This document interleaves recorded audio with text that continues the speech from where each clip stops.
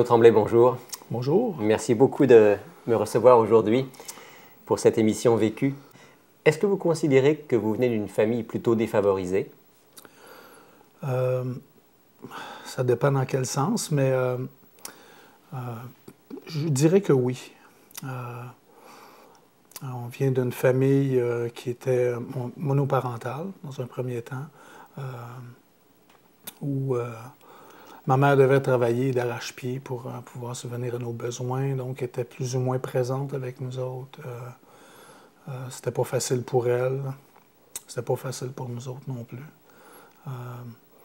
Où est-ce que vous viviez dans votre petite enfance? C'est Montréal. Montréal. Surtout à Montréal, oui, c'est ça. C'est là qu'on a grandi. On a été gardés souvent. Comme je disais, nos parents n'étaient pas toujours présents. Mon père, ma mère s'accordaient plus ou moins. On était un petit peu au milieu de tout ça. Vous étiez un peu livré à vous-même? Oui, c'est sûr que dans un jeune âge, on était gardés. Il y a des gens qui prenaient soin de nous autres, c'est sûr. Bon, vers l'adolescence, c'est une autre histoire. Mais je crois que c'était pas Dans ce sens-là, notre famille, c'était une famille défavorisée. Puis dans un autre sens, c'était une famille défavorisée parce que Dieu n'était pas le fondement de notre famille. Donc, ça nous a amené à toutes sortes de dérèglements. Et puis, sans rentrer dans les détails, donc vous avez été élevé essentiellement par votre mère, qui travaillait, si j'ai bien compris, beaucoup la nuit. Oui, elle travaillait dans les bars. C'est ce qu'elle était capable de faire, c'est ce qu'elle faisait pour subvenir à nos besoins. Puis, c'est sûr qu'avec le temps, elle a rencontré des gens, elle a rencontré son deuxième mari, qu'on a considéré comme notre père pendant les années qui était avec ma mère. Je pense qu'on l'aimait beaucoup. Ouais. Sauf que ça a fini par un divorce aussi, parce que connaissant la vie de bar, habituellement, ça amène à pas grand-chose de bon. Non. Il n'y a pas grand-chose de stable dans cette vie-là. Ouais. Mais vous étiez mêlé un peu à cette vie de votre mère? Oui, on pourrait dire, parce que les gens qu'elle fréquentait, c'était des gens de bar. Donc, c'est des gens qu'on côtoyait quotidiennement à la maison. Et puis, c'est ce qu'on a vu. On a grandi un peu dans ce milieu-là. Donc, c'est sûr qu'on a pris un peu, on était un peu imprégnés de ça. Notre style de vie, tout ça. Fait que, votre seul modèle, en fait, c'était cette vie-là?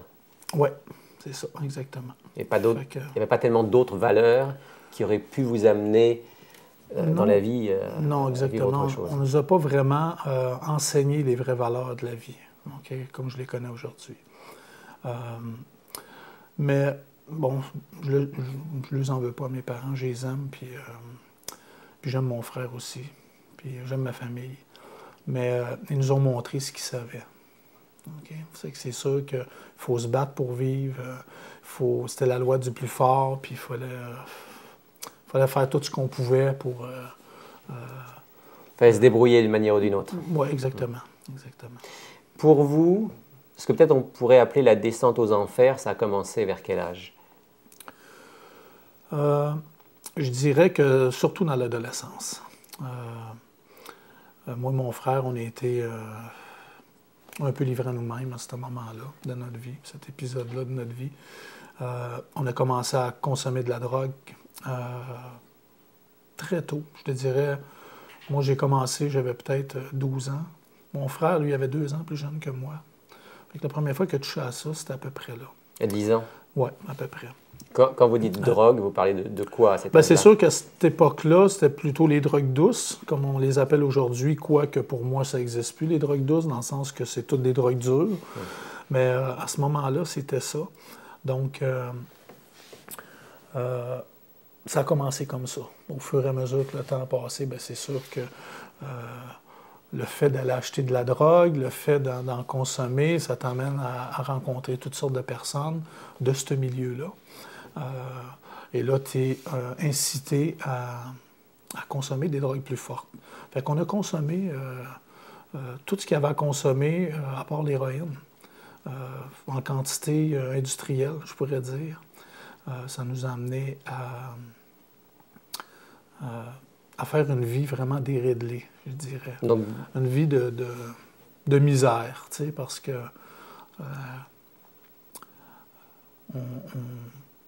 on savait pas trop comment s'orienter dans la vie. On savait pas... donc, n'ayant pas de point de repère, la drogue, c'est un peu comme un moyen d'oublier tout ça? Oui, d'oublier tout ça, de remplir un vide, finalement, que seul Dieu pouvait combler. Tu sais. À ce moment-là, il était comblé par ça. La drogue, la boisson, le sexe même, jusqu'à un certain point. On a vécu dans ça, la débauche, dans le vice, dans la fraude, dans l'injustice, dans la méchanceté. Tu sais, j'ai goûté à toutes ces choses-là. Fait que c'est sûr que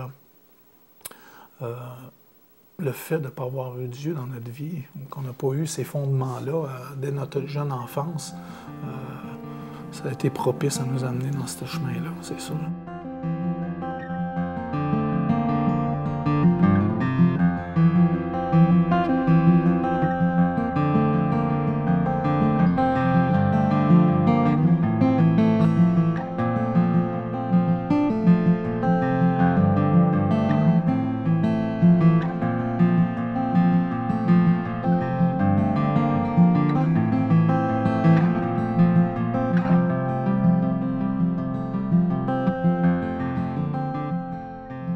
On était aux études et, il faut le dire vite, je me présentais aux études, je me présentais à l'école, mais j'étudiais pas fort.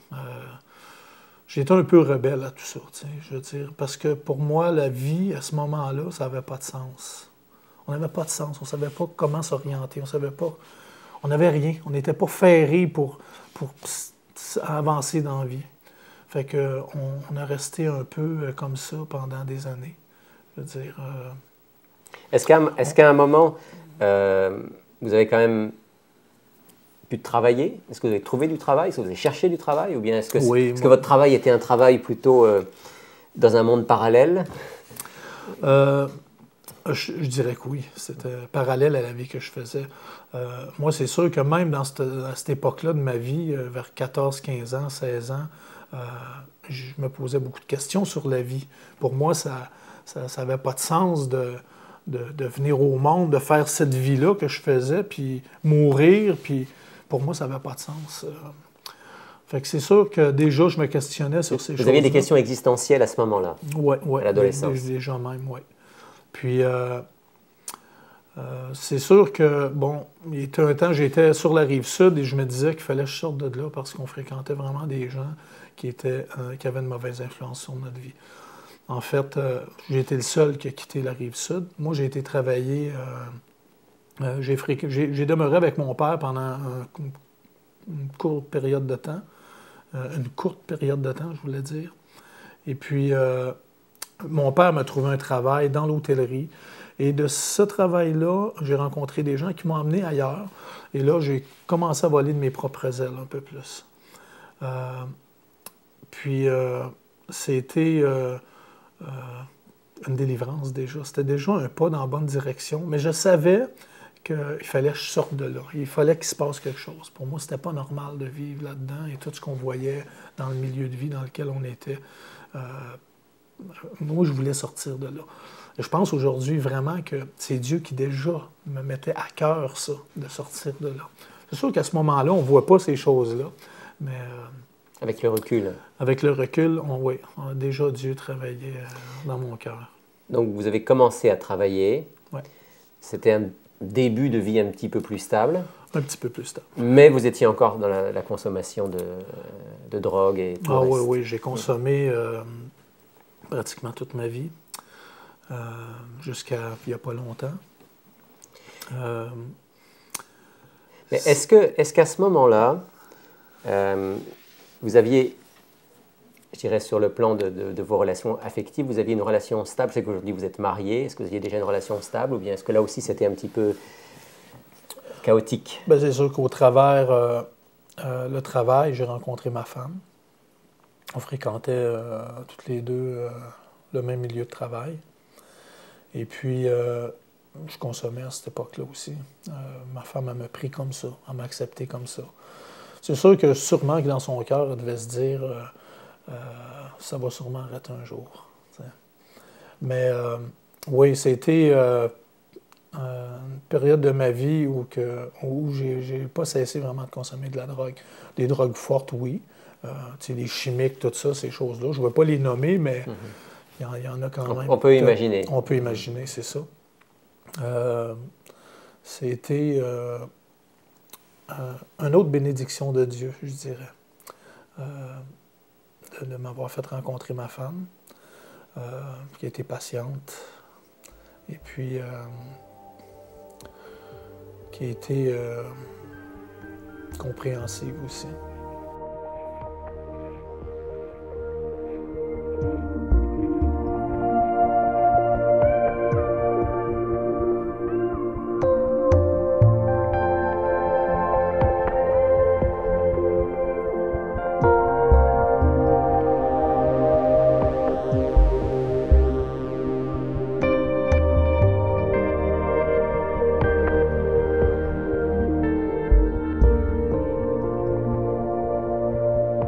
Je sais aussi que vous faisiez du sport. Alors ça, c'est un peu étonnant parce que quand quelqu'un est dans la consommation de drogue, on se dit que c'est quelqu'un qui certainement ne va pas faire beaucoup d'exercice physique. Vous en faisiez? Oui.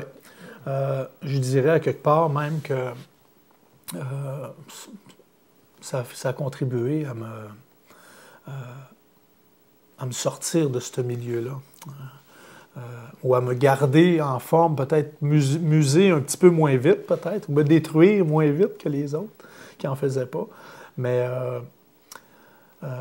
c'était bien important de faire de l'exercice dans ma vie. Qu'est-ce que vous faisiez comme j'ai fait à ce moment-là du sport de combat. J'ai fait ça pendant une couple d'années. Mais je consommais quand même. Des épisodes de ma vie où j'ai été quand même... j'ai fait des grosses pneumonies, je consommais de la drogue, je fumais de la cigarette, on prenait de la boisson. Finalement, on faisait tout le contraire de ce qu'on aurait dû. Ça ne devait pas beaucoup aider pour votre race? Non, c'est ça. Mais l'exercice a contribué beaucoup à me garder quand même assez en forme, même avec la maladie, puis même avec la drogue que je prenais. Professionnellement, vous avez quand même fini par faire votre petit bout de chemin, si on peut dire ça comme ça. Et vous avez quand même eu certains travaux relativement intéressants. Oui. J'ai réussi à décrocher un travail qui était un travail de gérant de projet à l'aéroport Pierre-Elliott-Trudeau, qui était quand même un contrat de prestige dans le domaine où j'œuvrais. J'étais dans le milieu de l'entretien ménager. Et puis, ça m'a permis d'apprendre beaucoup de choses. J'ai eu un patron qui me laissait la chance parce que j'étais travaillant, parce que j'étais vaillant dans mon travail, que je voulais faire la différence. Et lui a remarqué ça chez moi. C'est lui qui m'a dit ces choses-là. Donc, il m'a permis de prendre ce poste-là. Ça m'a permis aussi d'avoir une qualité de vie beaucoup mieux aussi financièrement. Et puis, par la suite, les choses ont changé. Okay? J'ai perdu mon travail parce qu'il y a eu des fusions de compagnies. Et puis, bon, il y a eu une abolition de poste et moi, je devais quitter mon poste. Et ça m'a permis, tout ça, de retourner aux études parce que j'avais juste un secondaire 3 de terminer. Et ça faisait longtemps que je voulais terminer ces cours-là. Je n'ai pas eu la chance avant ce moment-là. Mais à ce moment-là, j'ai sauté sur l'occasion pour finir mon secondaire 3, d'avoir mon diplôme d'études secondaires. Et puis ça m'a amené à une nouvelle carrière professionnelle. Maintenant, je suis infirmier auxiliaire et c'est en terminant mon secondaire que vous avez pu avoir accès à ces formations-là. Et puis, j'ai été vraiment béni parce que c'est des formations moi, ça ne m'a rien coûté. Ça m'a appris des choses extraordinaires sur la vie, sur l'être humain, sur la compassion aussi, beaucoup. Travailler dans le milieu médical, pour vous, c'est très relationnel. Oui, oui. Je me dis que si on peut amener juste un peu de paix, de joie à ceux qui sont malades autour de nous, déjà, je pense qu'on a réussi notre travail. Fait que dans ce sens-là, c'est une réussite, je dirais.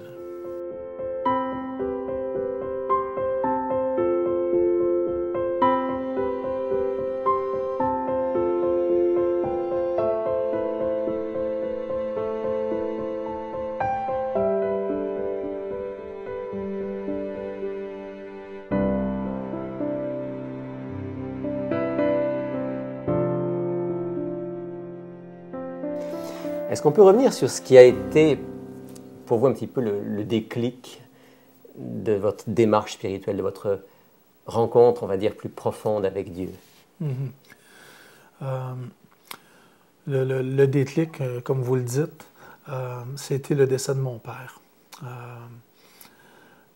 Parce qu'à ce moment-là, je me posais beaucoup de questions, encore parce que j'avais reçu des vérités par le passé, mais je n'avais pas toutes les vérités. Et c'est sûr que quand mon père est mort, c'était un choc.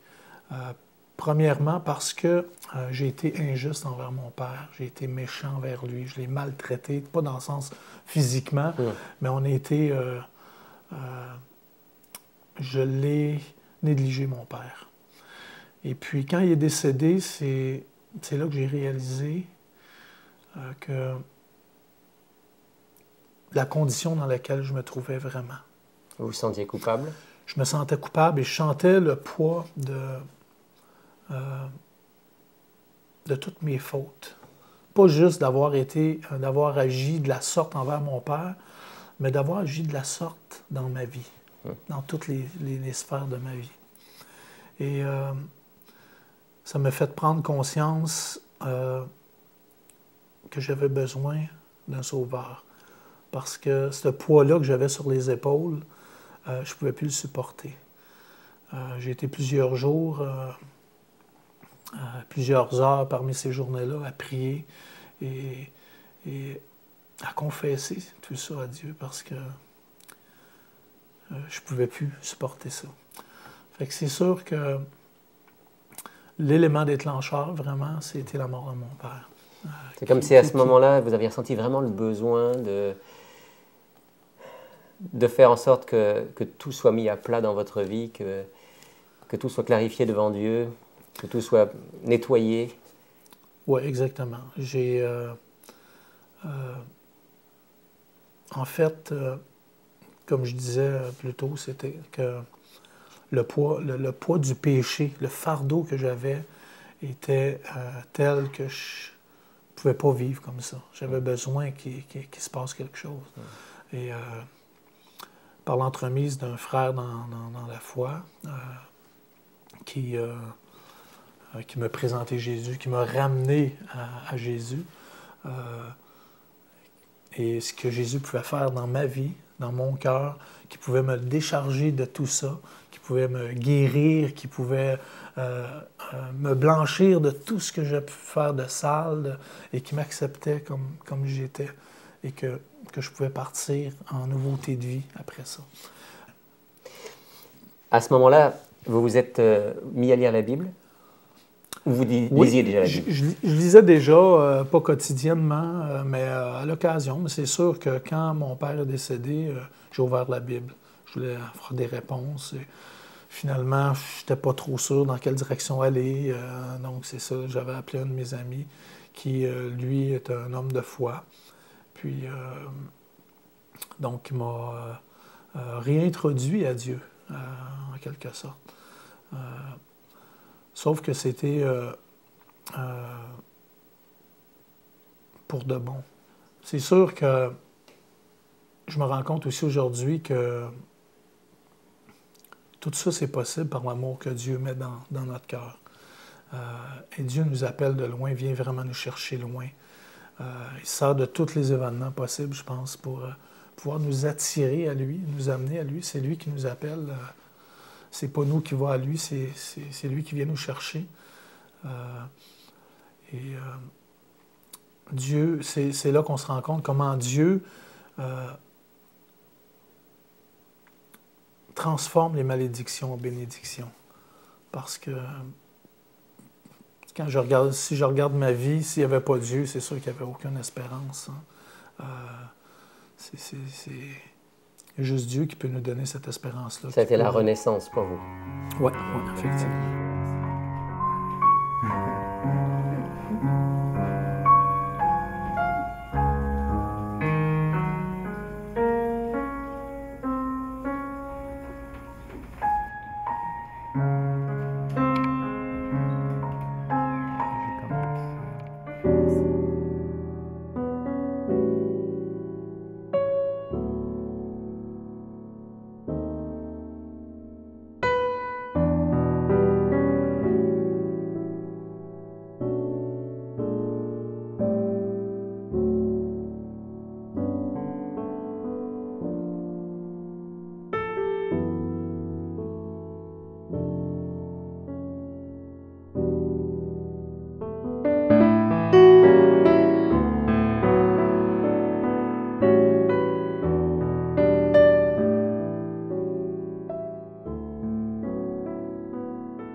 Est-ce que Carole, votre conjointe, a été dans le même sens que vous? Est-ce que vous avez fait ce chemin ensemble? Oui. C'est une décision qu'on a prise. Je pense que décider d'aimer, c'est une décision qu'il faut prendre aussi. On a décidé d'aller dans cette voie-là, de suivre Dieu, parce qu'on ne voulait plus vivre de cette façon-là. Pas juste moi, mais elle aussi. On a tous besoin d'être changés. On a tous besoin de connaître les vraies valeurs de la vie, celles que Dieu nous a données dès les origines, on pourrait dire. Et puis ensuite de ça, bien, on a fait le serment, on a pris la décision de vouloir être baptisés ensemble, parce qu'on voulait suivre Dieu. Suivre Dieu dans notre vie, suivre Dieu dans les principes de vie qu'il nous donne, dans ses lois, parce qu'on sait que c'est ce qu'il y a de mieux pour l'homme. Donc on a décidé de faire alliance avec Jésus-Christ par le baptême ensemble. C'est sûr que dans un avenir proche, je dirais que ce qu'on veut, c'est marcher davantage selon la volonté de Dieu. Parce qu'on a encore beaucoup de choses à changer dans notre vie. Hein? On a la drogue et toutes ces choses-là, c'est une manifestation extérieure finalement d'un problème qui se passe en dedans. On a encore beaucoup de choses intérieurement qui ont besoin d'être changées. Ce que vous voulez dire, c'est que même si la drogue s'est terminée, même si l'alcool s'est terminé, la transformation du caractère, elle continue. Oui, exactement. Et puis, ça nous... je dirais jusqu'à un certain point que plus je m'approche de Dieu, plus je trouve qu'il y a du travail à faire en moi. Tu sais, on dirait c'est paradoxal, à quelque part, on dirait, mais c'est ça. On dirait que plus qu'on s'approche de Dieu, plus on désire faire sa volonté, puis plus je me rends compte qu'il y a un grand travail à faire dans ma vie, dans mon cœur, dans ma façon de penser, dans ma façon d'agir. Mais je sais que ce travail-là, c'est un travail qui va se perpétuer jusqu'à temps que Jésus revienne. Et en fait, c'est un travail que Dieu fait dans nous, mais pour nous, c'est un combat qu'on livre à chaque jour. C'est pas un combat facile, mais comme on dit, il y a un proverbe qui dit « le jeu en vaut la chandelle », mais c'est ça exactement. C'est le bon combat de la foi. Oui, exactement, c'est le bon combat de la foi. Je pense que c'est important de mentionner que j'ai consommé jusqu'à l'âge de 40 ans de la drogue. Même dans tous les travails que j'ai eus, je consommais. J'ai été gérant de projet, je consommais. J'avais vraiment une mauvaise hygiène de vie, mauvaise alimentation, mauvaise fréquentation et tout ça. Et un jour, en revenant de l'Église, suite au décès de mon père, parce qu'on a commencé à fréquenter l'Église après le décès de mon père, moi et ma femme, on est revenus de l'Église, puis on a dit, c'est terminé, il faut arrêter ça. Puis on a jeté, moi j'avais de la drogue pour une centaine de dollars ici à la maison, ma femme avait des cigarettes, des cartons de cigarettes pour une centaine de dollars. Et on a mis de l'eau là-dedans, on a jeté ça dans les poubelles, et on s'est agenouillé, puis on a demandé à Dieu de nous délivrer de cette dépendance, de cet esclavage, parce que je n'étais pas juste un consommateur, j'étais un esclave de ça. Et puis, il n'y aura rien de surprenant si je vous dis que c'était fini à partir de ce moment-là. J'ai jamais reconsommé de la drogue, ma femme n'a jamais refumé par la suite. Et c'était une révélation pour moi de dire que Dieu est puissant, Dieu peut nous délivrer, il peut nous guérir, il peut vraiment nous sauver, parce que c'était le lendemain, c'était le seul moment de ma vie, ou le début de ma vie, où je n'éprouvais plus le désir d'en prendre. Fait que c'est sûr que tu dis, Dieu entend nos prières, Dieu entend nos requêtes. Mais on devait d'abord faire un choix. Il fallait décider de se débarrasser de ce poison-là. Vous aviez entendu la voix de Dieu, vous aviez reçu son appel à un changement de vie. Ouais. Vous avez compris qu'il voulait vous pardonner, mais il fallait que vous fassiez ce pas de la foi. Oui, exactement. Puis ça fonctionne. Il faut faire confiance à Dieu. Dieu est tout-puissant, puis il peut vraiment nous changer, nous transformer. Ça peut nous paraître